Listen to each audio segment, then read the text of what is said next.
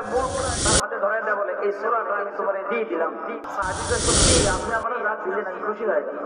সাহাবী বলতেছেন আমার সাথে আমার বাড়িতে আসো, এমন একটা জিনিস তোমারে দিব যে তুমি খুশি হয়ে যাও। আল্লাহ তাআলা পৃথিবীতে সৃষ্টি করার পরে স্বাধীনতা দিলেন। কি দিলেন? স্বাধীনতা। কিসের স্বাধীনতা?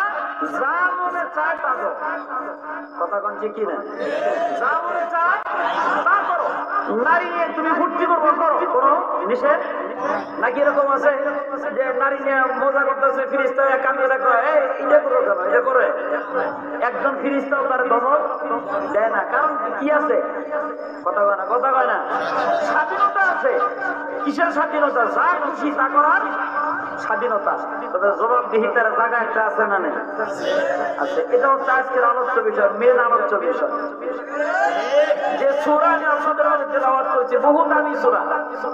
কত দামি সূরা?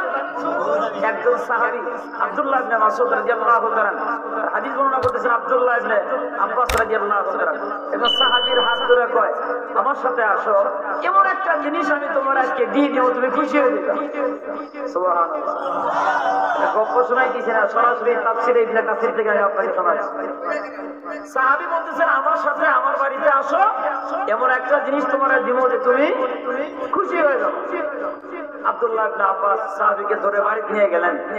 নেওয়ার পরে বলে এদিকে আসো। কাছে আসার পরে কোরআনুল কারীম খুইলা সূরা মুলক তার হাতে ধরায় দেয়া বলে এই সূরাটা আমি তোমারে দিয়ে দিলাম। কারণ কি? আল্লাহ রাসূল বলেছেন সূরা মুলক যদি কেউ তেলাওয়াত করে তাহলে কবরে যাওয়ার পরে যতক্ষণ পর্যন্ত তার নাজাতের ফয়সালা না হবে ততক্ষণ পর্যন্ত এই সূরা আল্লাহর সাথে ঝগড়া করতে থাকবে। সাহাবীকে সত্যি আপনি আমার রাত দিলেন, আমি খুশি হয়ে গেলাম। সুবহানাল্লাহ।